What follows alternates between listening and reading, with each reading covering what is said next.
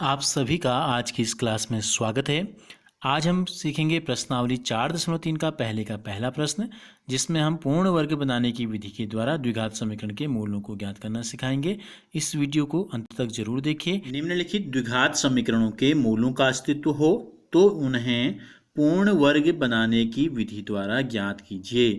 तो हमको कुछ समीकरण दिए गए हैं, द्विघात समीकरण। तो पहले तो हमें जांच करनी है कि इसके मूलों का अस्तित्व है या नहीं है, ठीक है। और अगर मूलों का अस्तित्व है तो फिर हम कौन सी विधि से हल करेंगे? पूर्ण वर्ग बनाने की विधि से द्विघात समीकरण को कैसे हल किया जाता है, ये हम आज आपको सिखाएंगे। तो सबसे पहले तो क्या करते हैं, इसकी तुलना, मूलों का अस्तित्व पता करने के लिए इसकी तुलना किससे करते हैं? द्विघात समीकरण का जो मानक रूप है ax की घात 2 धन bx धन c बराबर 0 से जब हम इसकी तुलना करते हैं तो देखो a के स्थान पर क्या है, एक्स स्क्वायर का गुणांक a है और यहाँ एक्स स्क्वायर का गुणांक क्या है, 2 है। तो यानी कि a के स्थान पर है 2। x के आगे यहाँ ऋण 7 से गुणा किया है, यहाँ धन b से गुणा किया है, तो इसका मतलब b के स्थान पर है ऋण 7 और c के स्थान पर है 3। तो देखो मूलों का अस्तित्व है या नहीं है, इसके लिए क्या करते हैं, इसके लिए निकालते हैं विविक्त कर, कहते हैं विविक्त कर d निकालते हैं। और इसका जो मान होता है d वो होता है बी स्क्वायर माइनस 4ac, ठीक है, बी स्क्वायर माइनस 4ac। और अब इसमें क्या होती है, तीन कंडीशन होती हैं। पहली कंडीशन, अगर d का मान बड़ा है 0 से तो मूलों का अस्तित्व है, तो मूलों का अस्तित्व है और यानी कि हम उन्हें निकाल सकते हैं। और इसमें क्या होता है, दोनों मूल अलग अलग होते हैं, असमान मूल होते हैं, यानी कि दो उत्तर जो आपको x के मिलेंगे वो दोनों का मान अलग अलग होगा। ठीक हो गया। दूसरी कंडीशन होती है जब d का मान क्या हो, बराबर हो 0 के। 0 से बड़े का मतलब है धनात्मक होगा, बराबर है 0 का। अगर बी स्क्वायर माइनस 4ac का मान 0 आ गया तो भी मूलों का अस्तित्व है, मूलों का अस्तित्व तो होता है, लेकिन दोनों मूल समान होते हैं। ये दोनों मूल क्या होते हैं, दोनों मूल समान होते हैं। इसमें क्या थे, दोनों x का मान अलग अलग आएगा। x का अगर आपका द्विघात समीकरण है तो x के दोनों मान एक जैसे आएंगे। और तीसरी कंडीशन होती है अगर d का मान छोटा है 0 से यानी कि ऋणात्मक है तो मूलों का अस्तित्व नहीं है। ऐसी कंडीशन में मूलों का अस्तित्व नहीं है। अब मूलों का अस्तित्व है ही नहीं तो हम इनको ज्ञात भी नहीं कर सकते हैं। तो हमको पूछा है मूलों का अस्तित्व है तो उन्हें हल करना है हमें। तो पहली चीज़ तो हम ज्ञात करते हैं कि मूलों का अस्तित्व है या नहीं है।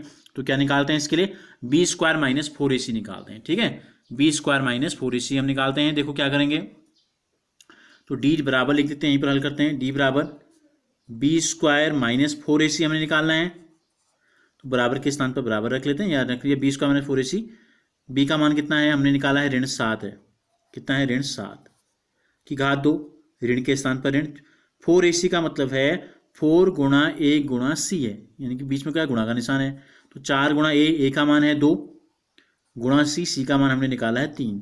देखो ऋण 7 गुणा ऋण 7 कितना हो जाएगा, 7 सत्ता 49 हो गया। धन हो जाता है ऋण गुणा ऋण, ऋण के स्थान पर ऋण, 4 दूनी 8, 8 3 24। तो देखो 9 में से 4 गया 5, 4 में से 2 गया 2, कितना आ गया मान, बी स्क्वायर माइनस 4ac का मान जब हमने निकाला तो कितना आ गया 25। 25 क्या है, धनात्मक है, 0 से बड़ा है, 0 से बड़ा है तो हम लिखेंगे इसलिए मूलों का अस्तित्व है, इसलिए मूलों का अस्तित्व है। तो पहली चीज़ तो हमने निकाल दी जो हमसे पूछा गया था, हमसे पूछा था मूलों का अस्तित्व है या नहीं है। तो हमने क्या निकाला, हमने निकाला कि मूलों का अस्तित्व है। अब है तो कौन सी विधि से हल करना है, तो हमें हल करना है पूर्ण वर्ग बनाने की विधि से। तो देखो क्या होता है पूर्ण वर्ग बनाने की विधि में, इसका जो पहला पद है देखो क्या है, 2x की घात 2 है। तो पहले वाले पद को भी पूर्ण वर्ग बनाना है। पूर्ण वर्ग का मतलब है जब हम इसका वर्गमूल निकालेंगे तो पूरी पूरी संख्या आ जानी चाहिए। जब हम 2x की घात 2 का वर्गमूल निकालेंगे तो क्या आएगा, 2 गुणा x, x बाहर आ जाएगा लेकिन रूट के अंदर 2 बच जाएगा, 2 का जोड़ा नहीं बनेगा। तो ये पूर्ण वर्ग नहीं है, पहला पद पूर्ण वर्ग नहीं है। तो इसके लिए हम क्या करते हैं, इसमें से 2 को हटाएंगे। तो चरण नंबर 1, स्टेप बाय स्टेप आप देखेंगे क्या करते हैं। पहले स्टेप में हम क्या करते हैं, पूरे समीकरण को, द्विघात समीकरण को पूरे दाएं और बाएं पक्षों में 2 से भाग दे देते हैं। 2 से, 2 क्या है यहाँ पर, एक्स स्क्वायर का गुणांक, एक्स स्क्वायर का गुणांक है से भाग देने पर हमने क्या किया, हमने पहला पद जो है 2x की घात 2, इसको पूर्ण वर्ग बनाना है सबसे पहले। तो हमने क्या किया, जो इसका गुणांक है इसके गुणांक से पूरे में भाग दे देंगे। ठीक है, तो क्या हो जाएगा, देखो 2x की घात 2 बट्टे 2 हो गया, ऋण 7x बट्टे 2 हो गया, धन 3 बट्टे 2 हो गया, बराबर 0 बट्टे 2 हो गया। ठीक हो गया, तो क्या प्राप्त हुआ, 2 से 2 कट गया, ये बच गया x की घात 2 ऋण 7 बट्टे 2x धन 3 बट्टे 2 बराबर आ गया 0। बराबर क्या आ गया, 0 आ गया। तो पहला पद हमारा क्या बन गया, पूर्ण वर्ग बन गया। इसका वर्गमूल निकालेंगे तो x आ जाएगा। अब हम क्या करते हैं, देखो ये आया है ऋण 7 बट्टे 2 x बराबर, हम ये धन 3 बट्टे 2 जो है इसको पक्षांतर कर देते हैं, ऋण 3 बट्टे 2 कर देते हैं। ठीक है, चरण नंबर 2 में आपको क्या करना है, चरण नंबर 2 जो हमारा था, जो अचर पद है इसका पक्षांतर कर देना है। धन 3 बट्टे 2 को दूसरी तरफ ले गए तो ऋण 3 बट्टे 2 हो गया। ठीक है, अचर पद का क्या कर दिया हमने, दूसरे चरण में हमने किया अचर पद का, क्या किया हमने, अचर पद को हमने स्थानांतरित कर दिया।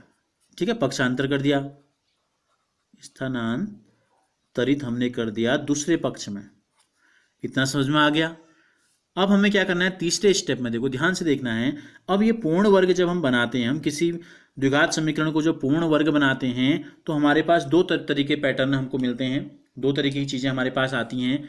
या तो हमको प्राप्त होता है x प्लस वाई का होल स्क्वायर, बाएं पक्ष में बराबर के इधर या तो हमको x प्लस वाई का होल स्क्वायर लाना है, या हमें लाना है x माइनस वाई का होल स्क्वायर।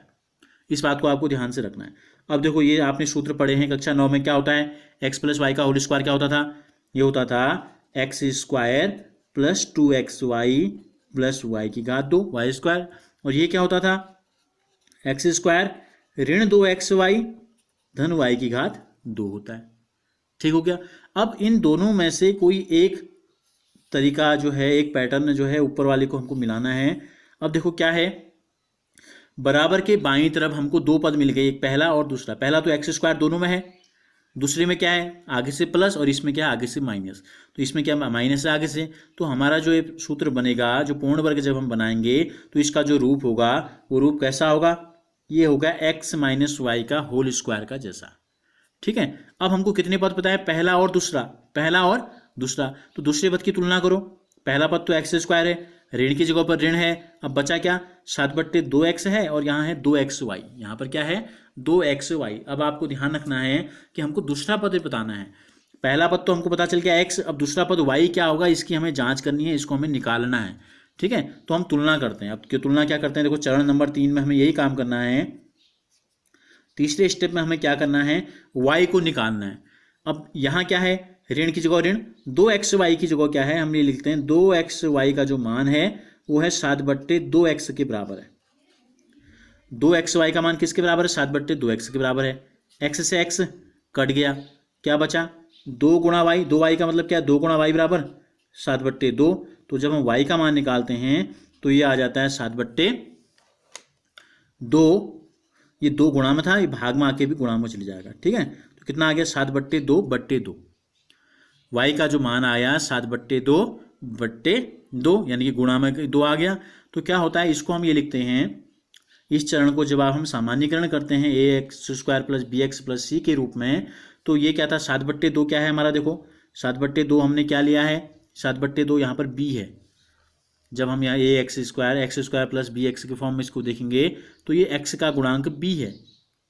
ठीक है, तो हमने क्या किया, इसको बोलते हैं b/2a है। क्या है, b/2a। b है 7 और a का मान हमने यहाँ निकाला था 2, a का मान हमने निकाला था 2। तो ये क्या है, जब हम इसको बोलते हैं b/2a, तो y का जो मान आया क्या आ गया, ये आता है b/2a के बराबर आता है।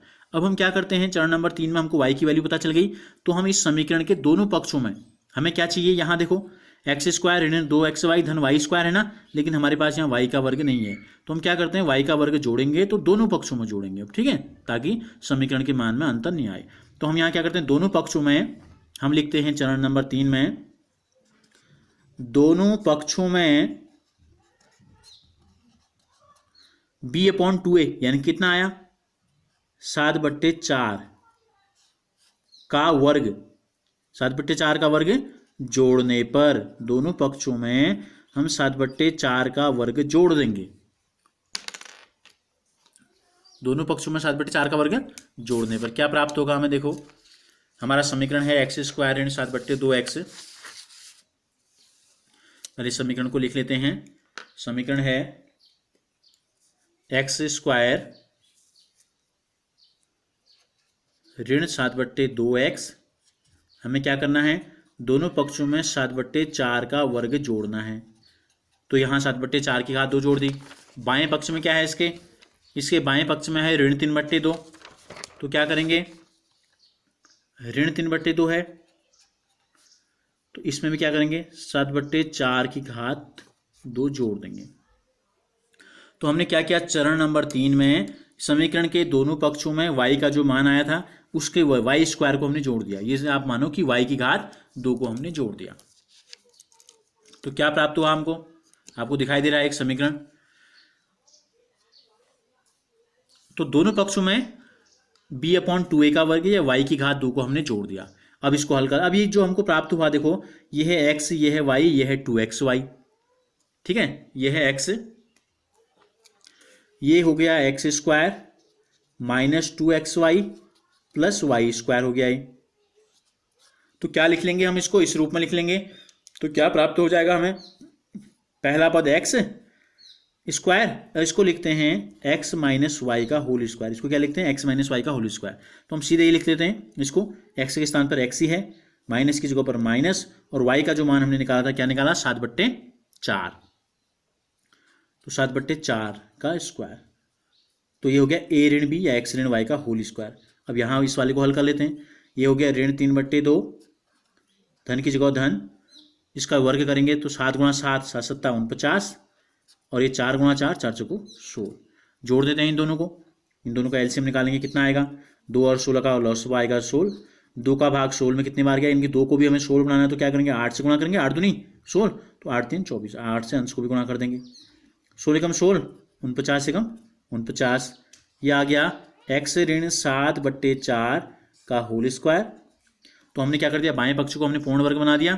ये देखो पूर्ण स्क्वायर में आ गया तो पूर्ण वर्ग हो गया। ठीक है, बराबर यहाँ वाले को हल करते हैं। एक संख्या धन में है, एक संख्या ऋण में है, तो घटाते हैं बड़े में से छोटे को, चिन्ह आता है बड़ी संख्या का। तो 9 में से 4 गया 5, 4 में से 2 गया 2, भागा 16। x ऋण 7/4 की घात क्या आ गई, की घात आ गई 2। अब हम क्या करते हैं, जब यहाँ से घात 2 को हटाते हैं, या तो हम दोनों पक्षों का वर्गमूल निकाल लें तो भी घात हट जाएगी, या हम क्या करते हैं इस घात 2 का पक्षांतर करते हैं। इस घात 2 को दूसरी तरफ जब हम ले जाते हैं तो ये बन जाती है वर्गमूल। इस क्या बन जाती है, यहाँ जाके घात 1/2 कहते हैं इसको। अगर 1/2 को हम लिखते हैं वर्गमूल का निशान, ऐसे लग गया, वर्गमूल निकालना है हमें। तो क्या होगा, 25 का वर्गमूल क्या होता है, 25 का वर्गमूल होता है, देखो धन 5 गुणा धन 5 जब हम करते हैं तो आता है धन 25, और जब हम ऋण 5 गुणा ऋण 5 करते हैं तो भी कितना आता है, धन 25 आता है। ठीक है, तो 25 का जो वर्गमूल होता है वो धन 5 भी है ऋण 5 भी है। तब हम दोनों चिन्हों को एक साथ लगाते हैं, धन और ऋण 5, और इसी प्रकार से 16 का जो वर्गमूल है वो भी धन ऋण में आएगा 4। तो यहाँ हमको क्या मिल गया, हमको आ गया x ऋण 7/4 का मान हमको प्राप्त हो गया। अब इस ऋण को लाना है, आपको x को अकेले छोड़ना है, x के मान हमको बताने हैं। तो धन ऋण 5/4, ऋण 7/4 यहाँ आया तो धन 7/4 हो गया। देखो दोनों के में क्या है, अब एक बार धन है एक बार ऋण है, तो हम क्या लेंगे, एक बार हम लेंगे धन चिन्ह का इस्तेमाल हम करेंगे। धन चिन्ह का लेने पर, धन चिन्ह लेने पर क्या हो जाएगा, धन चिन्ह को जब हम लेंगे तो हमको जो प्राप्त हो जाएगा x बराबर धन 5/4 और धन 7/4। दोनों के नीचे 4 4 है, दोनों के हर समान है, तो क्या करेंगे, दोनों के हर सेम रहेंगे, 4 ही रहेगा, साथ में 5 जोड़ेंगे तो आ जाएगा 12/4। 4 का भाग 12 में जाता है कितनी बार, 4 3 बार। तो हमको पहला मूल इसका प्राप्त हो गया x बराबर 3, x बराबर 3। अब हम क्या लेंगे, एक बार धन चिन्ह लिया था हमने, अब हम लेंगे एक बार ऋण चिन्ह का इस्तेमाल हम करेंगे। लेने पर क्या हो जाएगा, x बराबर हो जाएगा ऋण 5/4 धन 7/4। एक संख्या धन में है, एक संख्या ऋण में है, दोनों के नीचे हर समान है, तो 7 में से 5 गया, 2/4, 2 एकम 2, 2 दूनी 4। तो इस प्रकार से x का जो दूसरा मान हमको प्राप्त हुआ ये आ गया x बराबर 1/2। क्या मिल गया? x बराबर 1/2। तो ये हो गया द्विघात समीकरणों को हमने हल किया पूर्ण वर्ग बनाने की विधि के द्वारा। तो ये पहली बार हम आपको बता रहे थे इसलिए थोड़ा ज़्यादा समय इसको लगा, तो जब हम दूसरा सवाल करेंगे तो वो और जल्दी हो जाएगा। आपको बस स्टेपों को याद रखना है, ठीक है। अगर आपको ये वीडियो अच्छी लगी तो इसे ज़रूर लाइक कीजिए और हमसे जुड़े रहने के लिए चैनल को सब्सक्राइब कर बेल आइकन को जरूर प्रेस कीजिए। और अगर आपने इससे पहले के वीडियोस नहीं देखे हैं तो जो लिंक आपको दिखाई दे रहा है क्लास 10 मैथ्स, आप इस पर क्लिक कीजिए।